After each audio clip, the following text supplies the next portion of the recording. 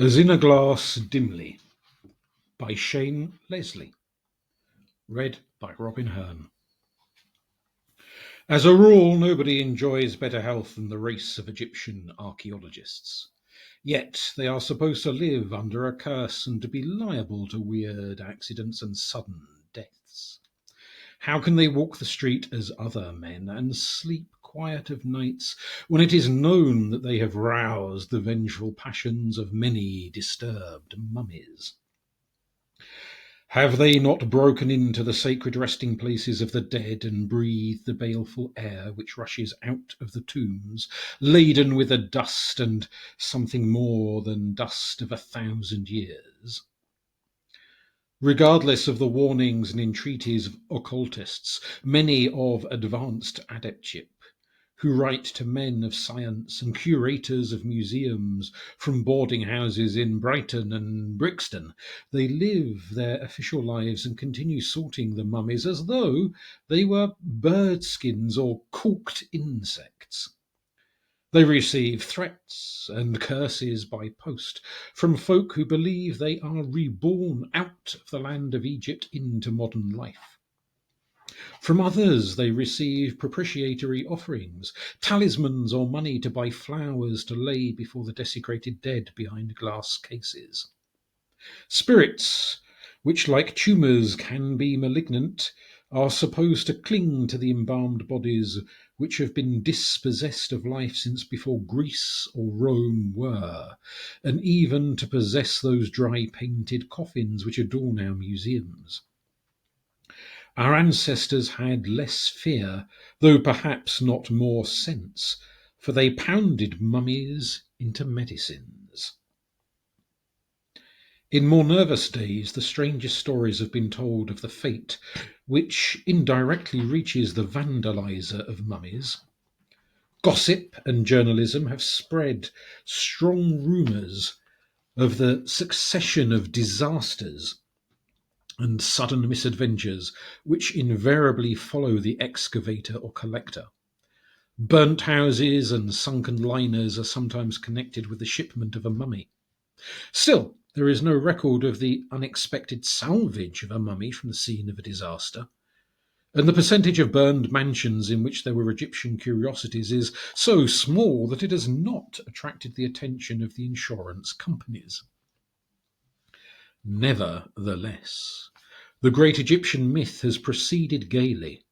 Who does not know a friend whose friend slipped and broke an ankle on the steps of the British Museum after peering too inquisitively into a mummy? Who has not heard of the explorer and hunter who, after shipping a mummy home, proceeded into the African bush, never to be seen alive again? Years afterwards, his companions relate that he was killed by a buffalo or lion and his remains hastily buried in a riverbank. They returned later to find that it had been carried away by the floods. A strange corroboration follows in England. Some expert, who is quite unaware of the circumstances of the mummy, has deciphered the inscription on the coffin wood and found stated in hieroglyphics as plain as many pikestaffs that the violator of this particular mummy will perish by a sudden and violent death. Out of the forests shall the destroyer come upon him, and the voice of the waters shall be lifted against him, and the place of his burial shall not be known. And the legend assumes a very sturdy size. It is believed and vouched for, and wherever the mummy is placed, troubles begin. One legend spreads the seed of others, and there is no sifting of the different tales. Egyptologists find themselves tripping up on staircases and on ballroom floors. Their houses are mysteriously ignited, and they do not live out the period which is set for the life of man.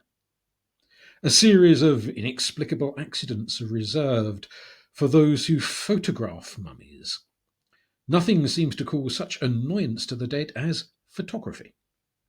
The troubles which befall curators and vanmen are nothing in comparison. Nothing is more resented by the mummy than reduplication upon sensitized plates. Curses take effect upon honest photographers, which are collected and retailed by honest journalists, and there in turn are investigated and pronounced upon by honest spiritualists. The general reader accumulates a hazy memory for these yarns, but decides to wait the day until an Egyptian expert crosses his path before taking a final opinion. Such an occasion once came to us. An old Egyptian explorer had joined the same house party in the south of England, and it was easy to draw him on the only subject about which he would speak at all. We told him of some of these fantastic tales and asked him about his health. Had he ever had any accidents during his work? He smiled and then laughed. We laughed and then smiled as he made fun of the whole type of story. His burly health and sound common sense seemed an assurance in favour of the life he led. He looked like a retired football player with a sense of humour, not in the least like a man who devoted his soul to unwrapping the dead, and, when possible, to deciphering their hidden secrets. He told us some interesting things, but quite scientific, about Egyptians and their writings.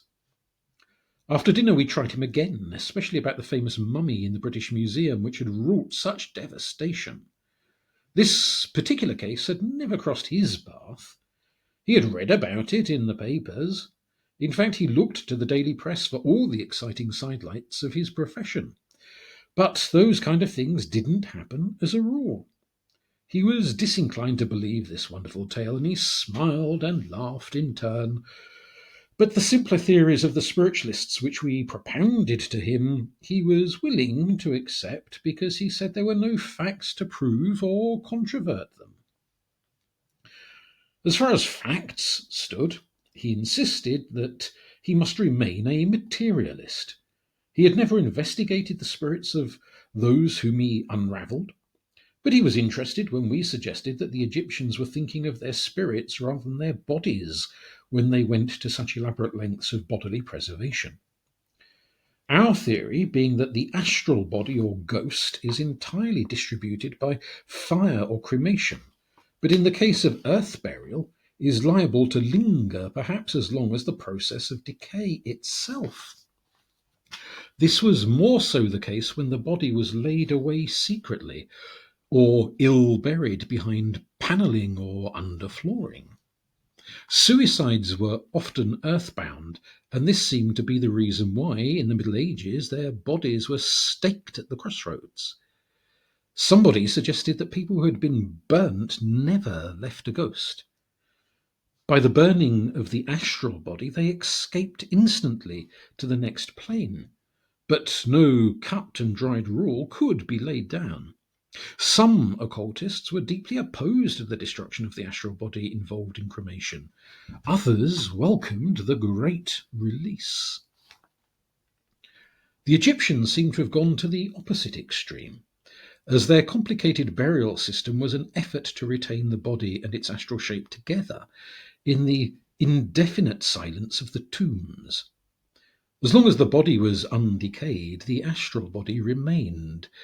There must be some powerful reason behind the amazing immobility which they decreed to their dead. No other race had made the tomb its national monument. What a people! Their art was devoted to the dead, and their hierarchy was one of undertakers.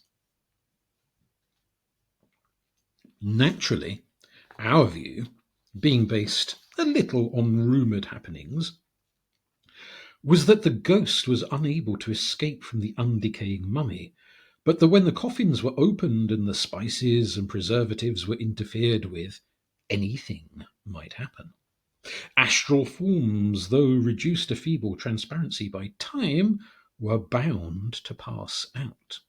In some cases it was possible that they should assume a malevolent medium, but it was difficult to say how long they survived the opening of the coffins in which they had been immobile so long. This was pure theory, and our wise friend took it very well. He was even considerate. Yes, it might be so. He was bound to take a scientific attitude himself towards mummies. He had dug them up as stolidly as other men dig up potatoes or nuggets according to their respective callings. He had examined, dissected, labelled, and exported them. He had packed them for the post and arranged them on shelves. He had lectured about them, holding specimens in his hand, and here he was. He had often arranged for them to be photographed. We listened very humbly. But when he mentioned photography, he ceased in his talk. We thought he became rather more solemn, and as though unwilling to carry us over relentlessly to his own arguments, he was giving us a chance of recovery. Talking of photography, I do remember something happening which to my mind remains quite unexplained. We begged him to tell us. He seemed unwilling, but with great fairness he told us what seemed to be a singular exception against his theories and belief that mummies could be dealt with like merchandise from the grocer or the apothecary. Yes, there was one event in my life which remains inexplicable. I was collecting Egyptian curios for an amateur who had commissioned me to buy whatever genuine stuff came into the market. One day a traveller called and asked me if I were interested in mummy cases. I replied I certainly was, provided they had not been manufactured in Paris with French paupers' bodies wrapped up in modern preservatives. He said he had no mummy, but an Egyptian coffin board to dispose of, and that immediately. He asked me if I could feel interested in a single board which was painted with hieroglyphics from the Book of the Dead. This was rare and interesting, and I asked him his price. "Oh, it is valuable, is it?" he asked. "May I inquire what it would fetch in the auction rooms?" I was prepared to do an honest deal with him, and I said that such a rarity was worth £200 to me. "Well," he snapped, "suppose I were to let you have it for nothing?" A gift? Well, I shall be very grateful." Before I could speak further, he said, "Done. You can have it, but on one condition, that you fetch it from my address today." It was already late in the afternoon, and I doubted if I could get my furnisher's van round to him before it was put away for the night. I suggested coming next day. No, it must be that afternoon before midnight or never. I did not wish to lose such a chance, and called my workman back from supper to perform a special job. That evening the painted plank stood in my study, and my benefactor, with a sigh of relief, shook my hands, and I never saw him again. That night the plank remained in my rooms, and I was complimenting myself on my luck in picking up such a good item. Suddenly the bell rang, and some excitable gentlemen arrived who said they were spiritualists, as hot in the search of their science as I was in my line. They were very interested in this famous mummy plank, which had already given some rather wonderful results to their medium. Unfortunately, the owner had become nervous or frightened, thought he was incurring bad luck, and had sold it. I did not inform them that he had been very glad to give it away. The upshot of their visit was that they were anxious to carry out a séance with this object, and if I would permit them to make a photograph of it. After a little questioning, I learnt from them that it had been photographed once, and that the plate had revealed an unpleasant face in the wood. They were unwilling to show it to me, as there had been some question of a fraud. I made up my mind. I said I had no intention of allowing a séance, especially as they proposed to sit up all night in my rooms. But I was willing to allow the plank to be photographed under my own conditions, which were that I should choose the photographer and use the firm who usually developed my plates for me, and that 6 negatives should be taken and kept locked in a box for future reference. To these conditions they agreed, and for a week I was left alone. When they returned to the charge, I was ready for them. I had communicated with my photographer and my trustworthy firm, who agreed to take every precaution against the slightest fake. Mr. Bashford, the photographer, arrived, and the head of the firm I had mentioned the matter to. The latter had been so interested that he had the box for the negatives prepared under his own supervision, and a special lock fitted. The plank was photographed 6 times in the presence of witnesses, and the negatives taken away to be developed. On the morning following, I was surprised, though not alarmed, to receive a telegram from Bashford asking me to telegraph him money to return to London with. As he lived at Enfield, I was surprised to notice that he telegraphed from Edinburgh. The resemblance between the 2 names was slight. However, I forwarded him the money, and he returned that night. He came to see me a little worried and not quite coherent. He had fallen down my steps when leaving my house and struck his head. He must have asked for the wrong train, for he knew nothing about it until he found himself at Edinburgh. That was all he had to say. The next day I was sorry to receive word that the gentleman who was developing my negatives had had an accident in his family. A daughter of his had fallen through a glass window and had severely cut her face. I remember pulling myself together and resolutely assuring myself that these were both accidental happenings, and that neither could have had anything to do with the coffin plank that they had shared in photographing. I waited till my spiritualist friends applied to see the results, and I went round to the shop where they were to have been developed. The head of the firm talked with me for half an hour before we touched on the photographs. I was glad to hear that his daughter was well on the way to recovery. It was now only a question of scars. As for the negatives, he had developed them successfully and placed them in the box, which he had locked and left in his safe. His safe was never interfered with, and indeed he had unlocked it that very morning and found the box exactly as he had stored it. He had unlocked it only an hour back. He was sorry he had not studied the negatives when they were first developed. They were now impossible to make out. "What?" I insisted. They haven't changed colour since you put them away?"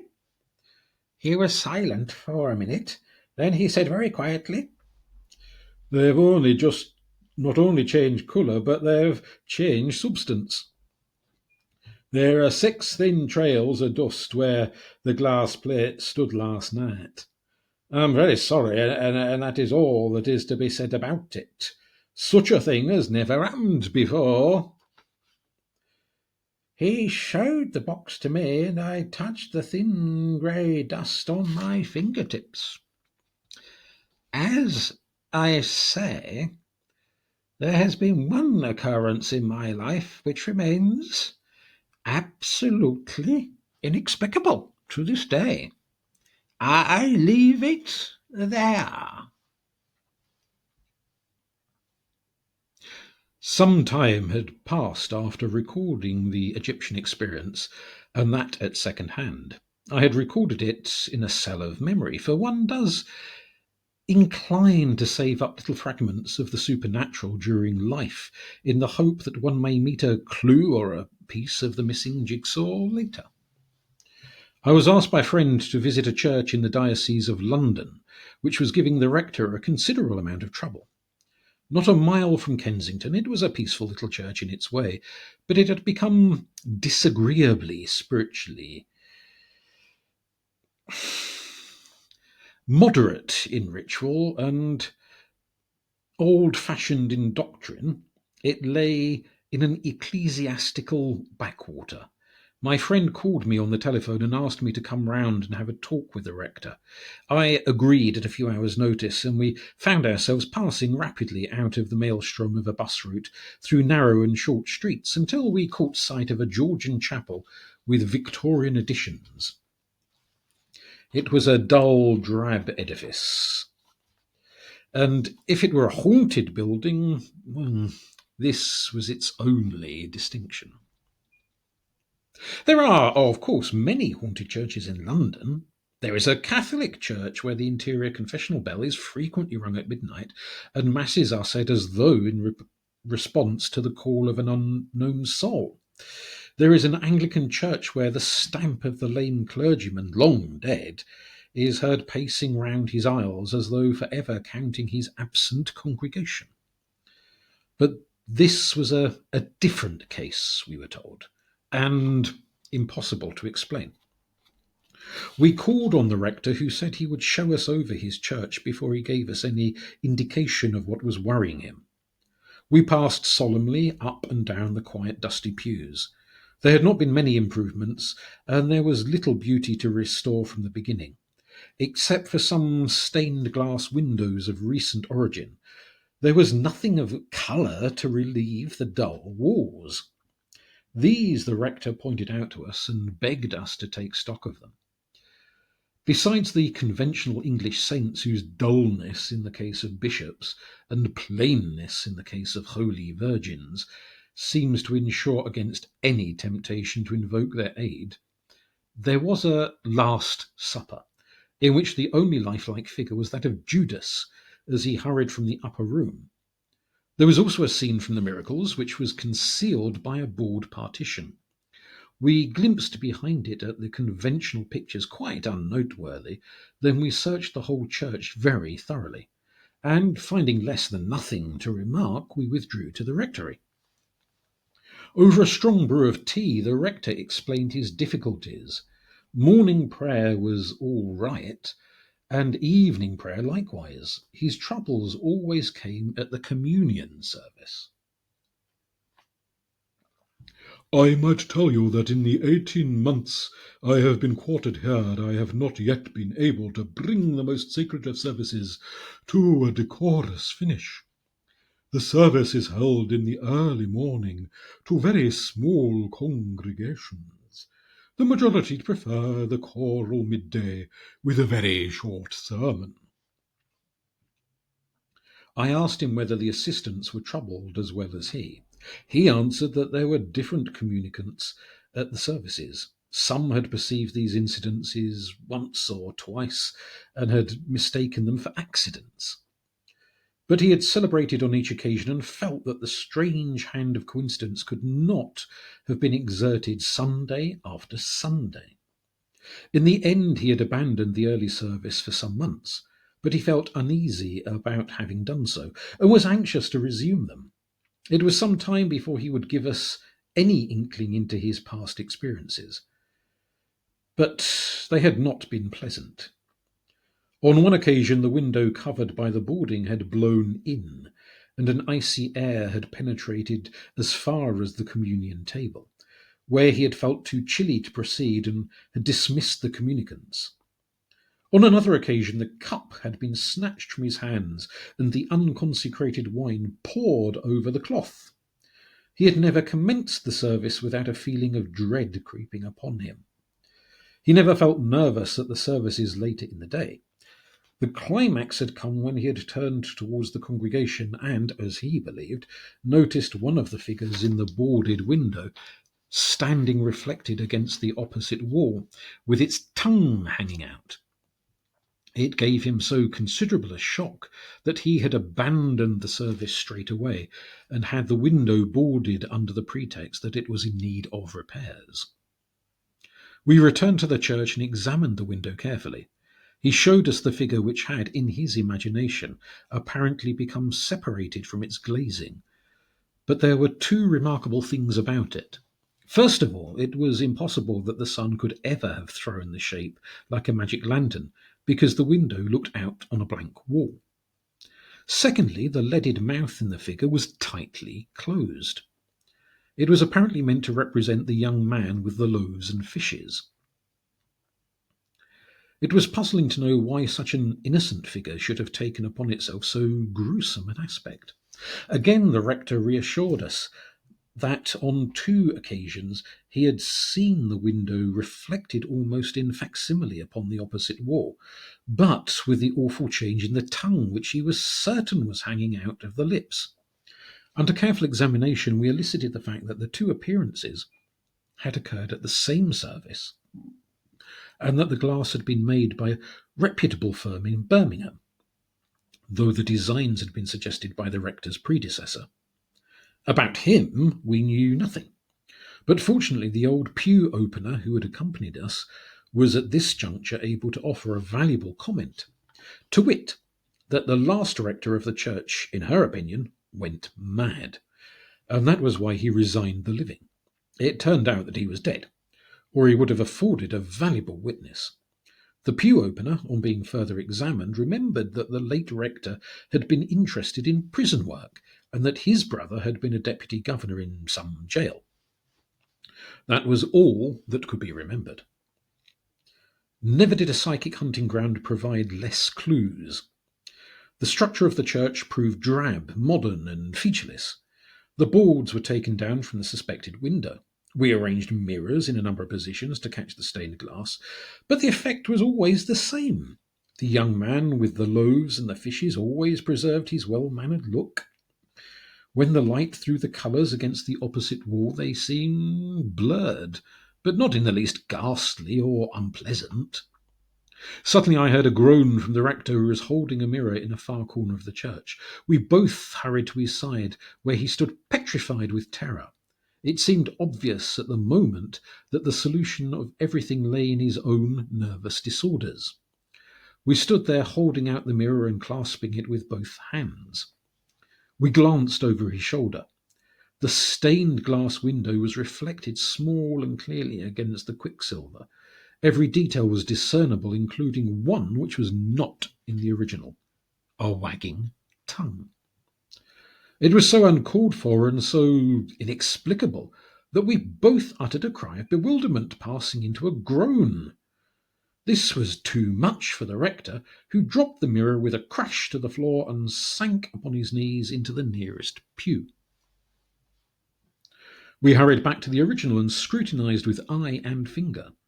It was exactly as when it left the Birmingham makers, but we made no further experiments with mirrors.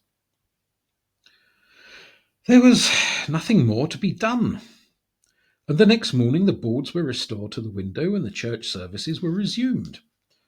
We put ourselves into communication with the manufacturers. Our correspondence conveyed, of course, not the least hint that their fine work of art had been behaving in such disorderly fashion. But we represented that we were interested in the work and would be anxious to know if the firm could reproduce a similar window from the old designs. In any case, we wished to know the name of the designer. The firm replied that they would be happy to supply us with a similar, or rather, better example of their art. Unfortunately, the designs for the particular window we mentioned could not be found. They were able to put their hands on any others of their work during the past 50 years. It was very curious, to us little more than curious, that it should be so, but they were not to be found. So scent failed there at an important point. A few weeks passed, and we received a letter from the firm to say that the reason why they had not been able to find the designs of the window in which we were interested was that, unlike all others produced by the firm, this one had been drawn by a brother of the former rector, the deputy governor of jail. This was the first unusual fact that we had discovered, and the next step was to visit the jail in question. Though the deputy governor was dead, there were several warders who remembered him. I fell into conversation with one of these and asked him if the late deputy was very fond of drawing. The warder thought for a moment and said, "Well, now I think about him, he was, and he sometimes drew sketches of the prisoners here." I tried a long shot. "Do you remember if he ever made any designs for the prison chapel?" "Why, yes," replied the warder. "He most certainly did. The whole of the altar was painted by him, and he drew pictures for the walls from faces in the prison."